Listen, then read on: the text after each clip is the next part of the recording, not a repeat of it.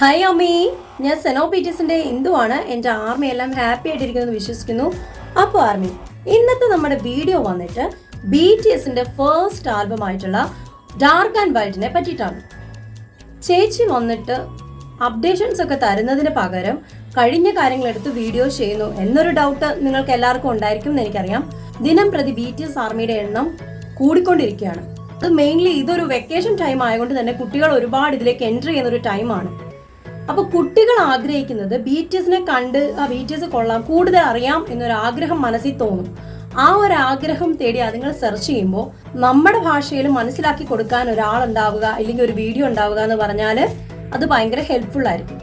അപ്പൊ പിള്ളേർക്കെല്ലാം ഇത് പറഞ്ഞുതരാമെന്ന് ഞാൻ വിചാരിച്ചു. പിന്നെ കുറെ ആർമി ചില കാര്യങ്ങളൊക്കെ ഡൗട്ട് ചോദിക്കുന്നുണ്ട്. കുറെ കഴിഞ്ഞ കാര്യങ്ങളെ കുറിച്ച് ചോദിക്കുമ്പോൾ എനിക്ക് തന്നെ ചില കാര്യങ്ങൾ കൺഫ്യൂഷനാണ്. കാര്യം എല്ലാം BTSനെ കുറിച്ച് പഠിച്ച് അരച്ച് കലക്കി കുടിച്ചിട്ടുള്ള ആൾക്കാർ ആരും തന്നെ ഉണ്ടാവത്തില്ല.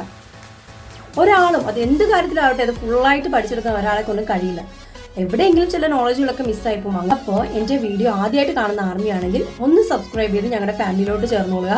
അതല്ല എൻ്റെ സ്ഥിരം ആർമിയാണെങ്കിൽ സപ്പോർട്ട് ചെയ്യുക, ഷെയർ ചെയ്ത് കൊടുക്കുക. പുതിയ കുട്ടി ആർമീസ് ഒക്കെ കാണുമല്ലോ ഗ്രൂപ്പിൽ, പുതിയതായിട്ട് ജോയിൻ ചെയ്ത ആർമീസ് അവർക്കൊക്കെ ഷെയർ ചെയ്ത് കൊടുക്കുക.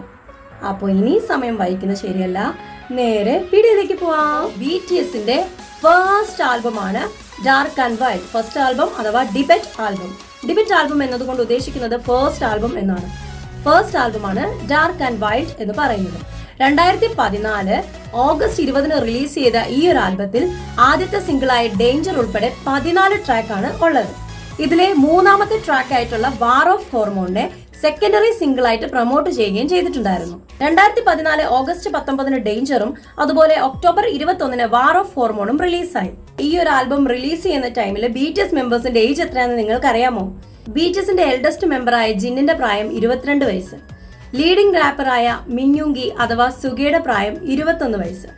BTSന്റെ ലീഡറായ റാപ്പ് മോൺസ്റ്ററും അതുപോലെ തന്നെ ലീഡിംഗ് ഡാൻസറായ ജെഹോപ്പിനും 20 വയസ്സ്. BTSന്റെ വിഷ്വലായ വിയും വോക്കലിസ്റ്റായ ജിമിനും 19 വയസ്സും. അതുപോലെ ഏറ്റവും യങ്ങസ്റ്റ് മെമ്പറായ BTSന്റെ മാഗ്നെ ജംഗുക്കിന് അന്ന് 17 വയസ്സും മാത്രമായിരുന്നു ഉണ്ടായിരുന്നത്. ഇതൊരു ഹിപ് ഹോപ്പ് ടൈപ്പ് ആൽബമാണ്. ഈ ഒരു ആൽബത്തിന്റെ പ്രൊഡക്ഷൻ USA ലോസ് ആഞ്ചലസിലുള്ള മേക്ക് ഷിഫ്റ്റ് സ്റ്റുഡിയോയിൽ വെച്ചിട്ടായിരുന്നു. റിലീസായ ആ ഒരു മാസം തന്നെ ഗാവോൺ വീക്ക്ലി ആൽബം ചാർട്ടിൽ 3 ആഴ്ച കണ്ടിന്യൂസ് ആയിട്ട് കിടന്നിട്ടുണ്ടായിരുന്ന ഒരു ആൽബമാണ് ഡാർക്ക് ആൻഡ് വൈൽഡ് എന്ന് പറയുന്നത്.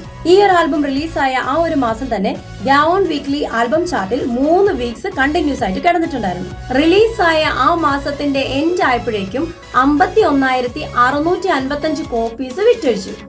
ഗാവോൺ ഇയർ എൻഡ് ആൽബം ചാർട്ടിൽ 2014 14th ബെസ്റ്റ് സെല്ലിംഗ് ആൽബമായി മാറി.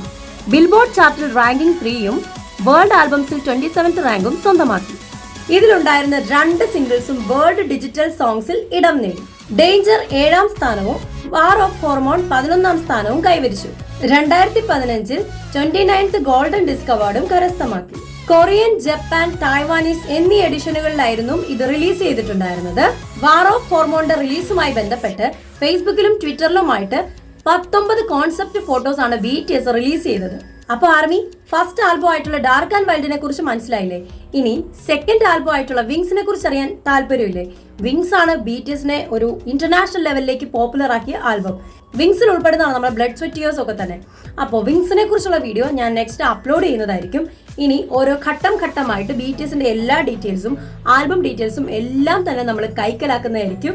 അപ്പോൾ പുറത്തുനിന്ന് ഒരാൾ ചോദിച്ചാൽ ആർമിക്ക് അറിയാത്തതായി BTSന്റെ ഒന്നും ഉണ്ടാവാൻ പാടില്ല, എല്ലാം അറിഞ്ഞിരിക്കണം. പേഴ്സണൽ ഇഷ്യൂസിന് പുറമെ BTSന്റെ ഒഫീഷ്യൽ ആയിട്ടുള്ള കാര്യങ്ങളെല്ലാം തന്നെ ആർമി അറിഞ്ഞിരിക്കണം.